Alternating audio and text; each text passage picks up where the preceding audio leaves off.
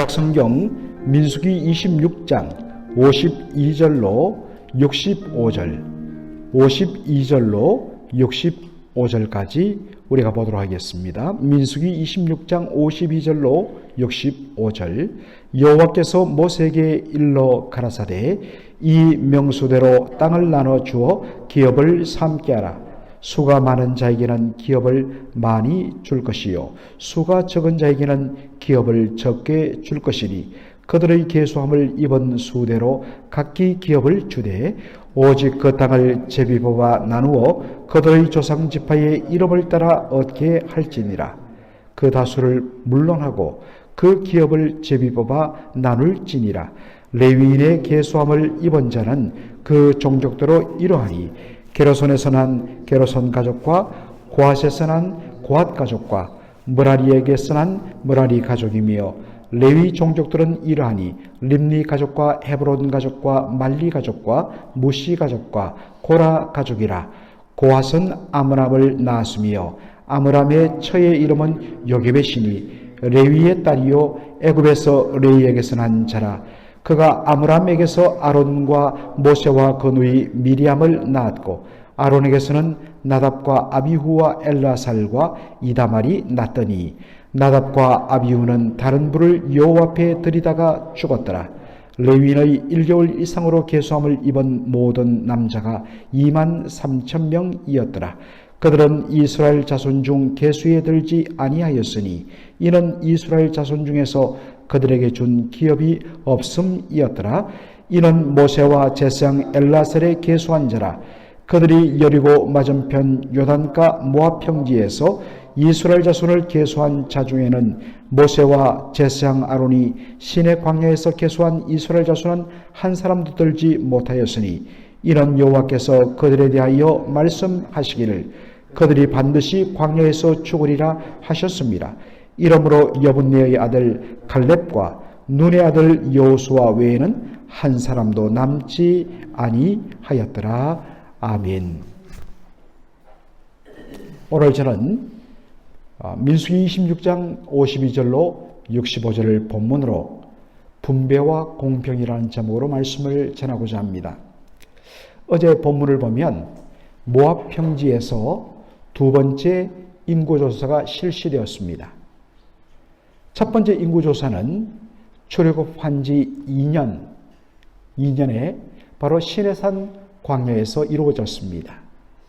놀라운 점은 첫 번째 인구조사와 두 번째 인구조사의 그 숫자가 2,000명을 넘지 않는다는 사실입니다. 거의 똑같이 백성들의 수가 유지되었다는 것입니다. 요즘에 한국이 인구 절벽이라 고령층들은 점차 높아지고 또 100세 인생이라 오래 사는데 새롭게 태어나는 인구는 정말 너무나 급감하고 있다는 사실입니다. 그만큼 젊은 사람들이 또 결혼을 기피하는 이유는 사회가 그만큼 어떤 의미에서 경제적으로는 문제없지만은 느끼는 어떠한 불평등이랄까 그러한 부분들에 대하여서 굉장히 마음을 지배하면서 결혼을 하지 않고 많은 사람들이 결혼을 미루고 그러다 보니까 자연적으로 인구 절감이 심지어는 절벽이라는 표현으로 씁니다. 완전히 그냥 밑으로 뚝 떨어져 버리는 것이죠. 심지어는 인구 대국 중국도 지금 인구 급감 어떤 시대로 접었다는 소식을 들을 정도입니다. 그런데 그 40년간 광야 연단 생활을 당하면서 출애굽 1세대 20살 이상의 출애굽에서 나온 출애굽 1세들은 광야 40년 동안 다 그들의 패역으로 말미암아 죽임 당했습니다. 그런데 놀랍게도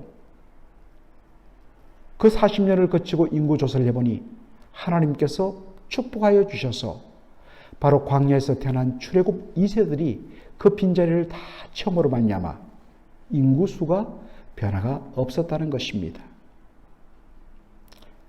광야 40년 동안 바로 패역과 불순종으로 계속해서 살아왔던 1세대들은 다 죽임당했습니다. 오직 믿음으로 하나님을 바라본 여호수아와 갈렙만이 출애굽 2세들과 함께 바로 요단강을 건너 가나안 땅에 들어갈 수 있게 되었다는 것입니다. 하나님께서 2차 인구조사를 실시한 후에 명하십니다. 이제 곧 요단강을 건너 가나안 땅에 들어갈 텐데 그 땅을 차지하면 어떻게 이 땅을 12지파에게 나누어 줄 것인가?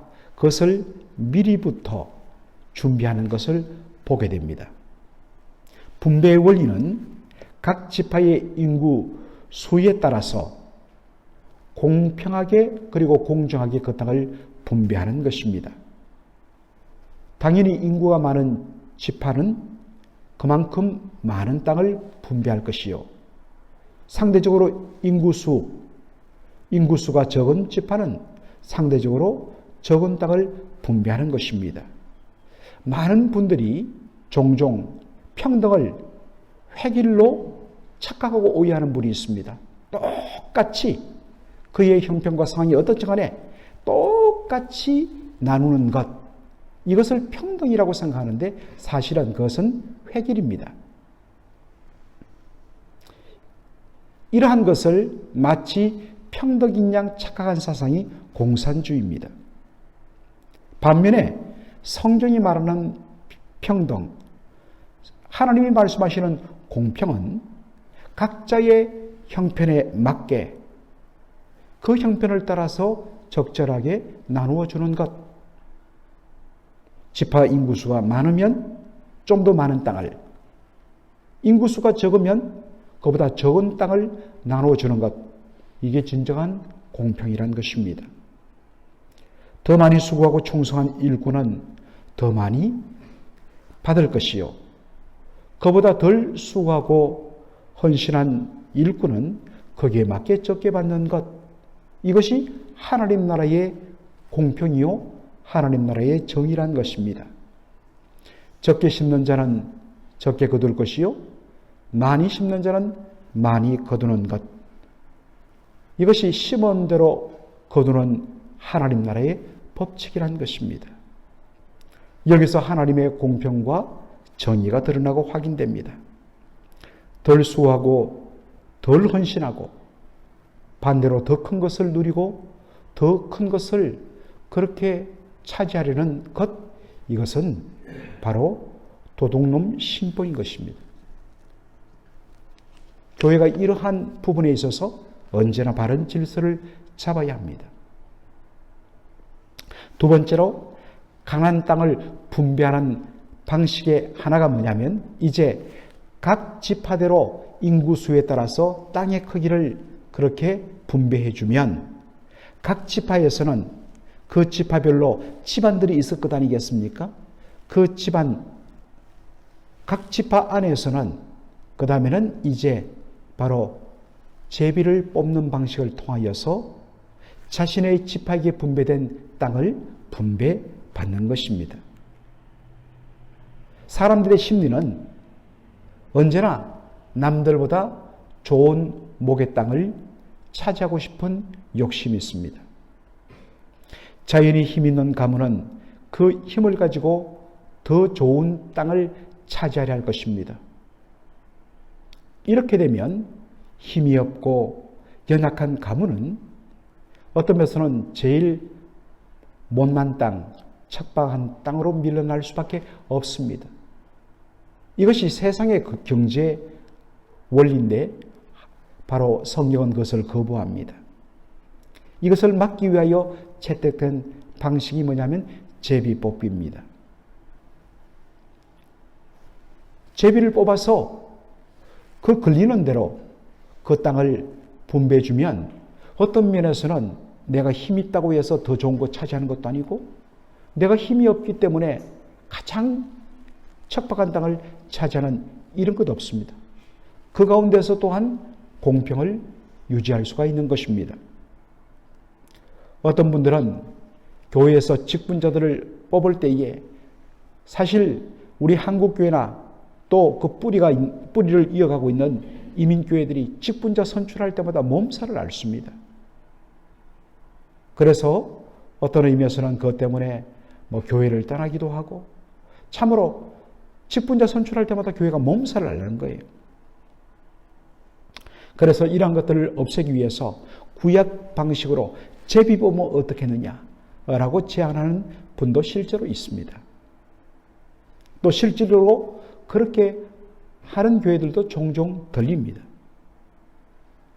이렇게 하면 아무도 제비를 뽑아서 걸리는 사람만 걸리는 거니까 문제를 제기할 사람이 없다라고 말합니다.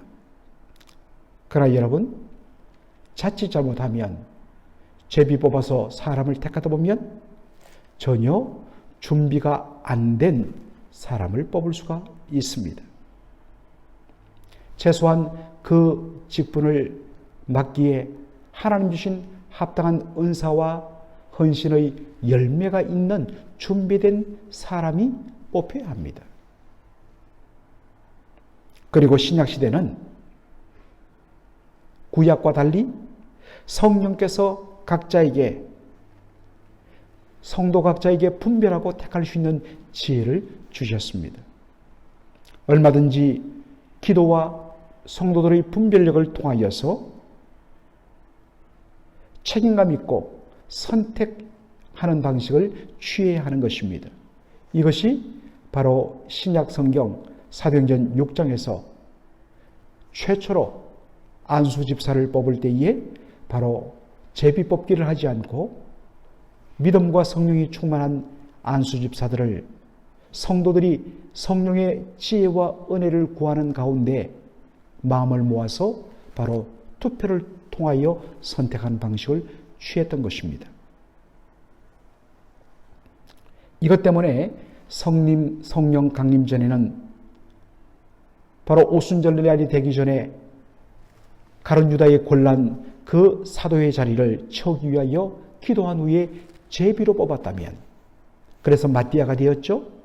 그런데 오순절 성령 강림 후에는 비록 성도들이 연약하지만 바로 투표를 통하여 선출을 통하여서 7명의 안수집사를 바로 뽑는 장면을 보여주고 있는 것입니다. 물론 신약시대 오늘 교회에서도 정말 어떨 때는 너무 어이없게 합당치 못한 일꾼들이 뽑히기도 합니다. 어떤 분들은 어떠한 사람들을 세우기 위하여서 그 사람을 향하여, 성도들을 향하여 뭔가 대접을 하고 그들의 마음을 사기 위하여서 그렇게 세워졌다라는 말들도 들립니다. 왜 그렇습니까?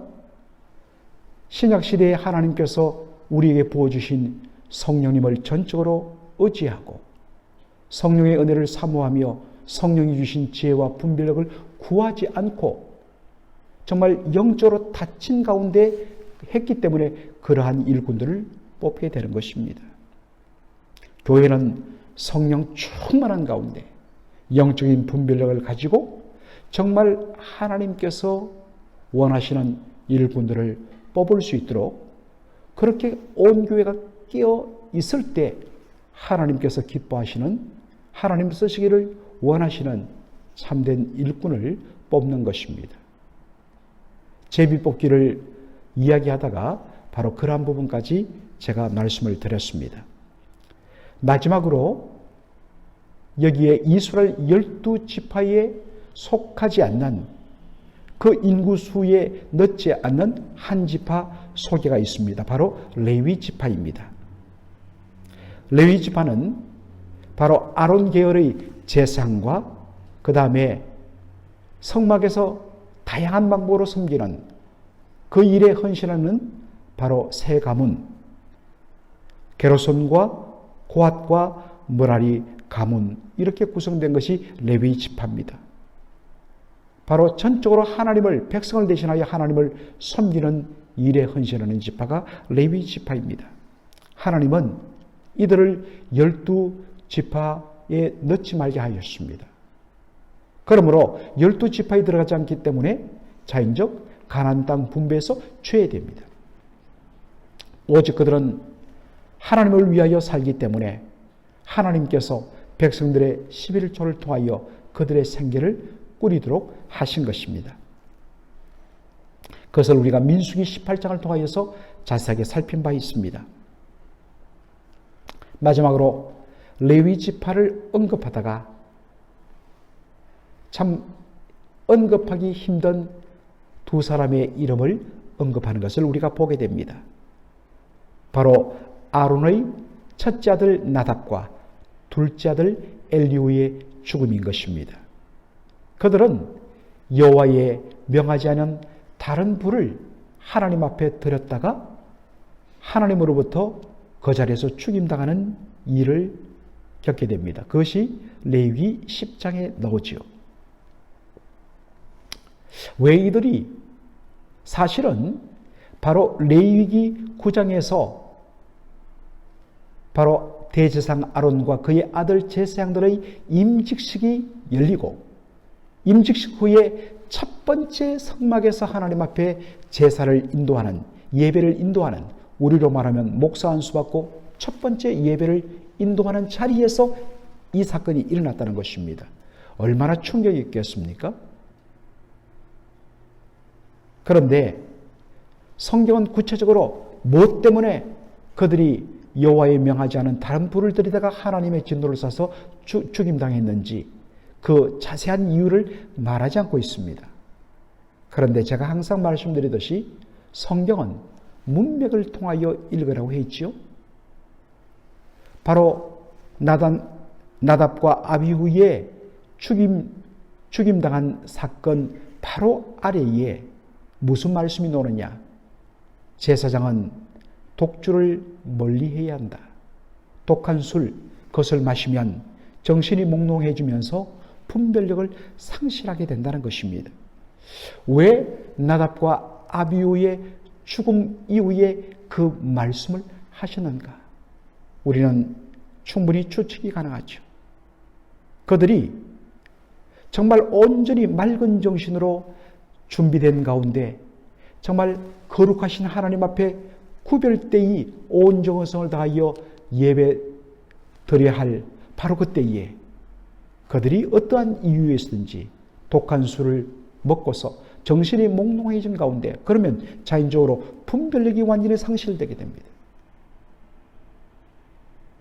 그렇게 해서 하나님께서 정하신 하나님께서 원하시는 그 불을 드리지 아니하고 자기 멋대로 자기 방식대로 분별력을 상실해버려서 그래서 하나님이 엄중하게 심판한 것을 우리가 보게 되는 것입니다. 다시 한 번 더 우리가 무엇으로 취할 것인가? 술에 취한다는 것은 술에 의해서 지배를 받는 것입니다. 그러면 분별력 상실이 되는 것이죠. 그래서 에베소서 5장 18절에 너희는 술 취하지 말고 오직 성령으로 충만함을 받으라. 성령에 의해서 취한다는 것, 성령의 완전 충만으로 우리가 지배를 받을 때 하나님이 기뻐하시는 분별력 있는 그리고 구별된 삶으로 하나님께 산 제사를 우리의 몸을 산 제사로 드릴 수가 있다는 것입니다. 늘 여러분들 우리가 취하고 우리가 완전히 충만해질 것은 성령 충만입니다. 성령 충만을 통하여서 하나님이 기뻐하시는 그러한 우리 존재 자체를 하나님 앞에 거룩한 산제물로 드리는 저와 여러분 되기를 주의 이름으로 축원합니다. 아멘. 살아계신 우리 아버지 하나님, 은혜와 사랑을 감사드립니다. 오늘 이 새벽에도 아버지 하나님, 두 번째 인구조사 후에 이제 가나안 땅에 들어갈 준비가 되어 있는 이스라엘 출애굽 2세대를 향하여서 인구조사의 목적이 가나안 땅에 들어가서 지파별로 땅을 분배하려는 목적을 가지고 인구조사한 것을 저희들이 보게 되었습니다. 그때 주님께서 그 누구도 불만할 수 없도록 지파의 인구수에 따라서 공평하게 분배하며 그리고 각 지파별로 서로의 호불호를 그렇게 뛰어넘기 위하여서 각 지파별로는 제비뽑기를 통하여서 공정하게 그 땅을 분배하는 모습을 저희들이 보게 됩니다. 아버지 하나님, 참으로 저희들의 신앙생활 가운데서 늘 하나님 나라의 공평과 평등함이, 공평함이, 공정함이 늘 드러날 수 있도록 저희들에게 치우침이 없게 하여 주시고, 또한 이 신약시대는 구약시대의 제비 뽑기라는 방식을 이제는 뛰어넘어서 정말 성령의 직접적인 인도를 받는 저희들로서 늘 성령의 지혜와 성령의 인도하심을 따라서 성령이 주시는 지혜로 그렇게 저희들이 뽑는 방식들을 취하고 있는데, 아버지 하나님, 바로 저희들이 교회의 일꾼들을 뽑을 때에 성령의 지혜와 성령의 인도하심 가운데서 바르게 그렇게 분별하여서 귀한 일꾼들을 세울 수 있도록 주여 온 교회가 깨어서 기도하게 하여 주시옵소서. 감사하며 예수님의 이름으로 기도하옵나이다. 아멘.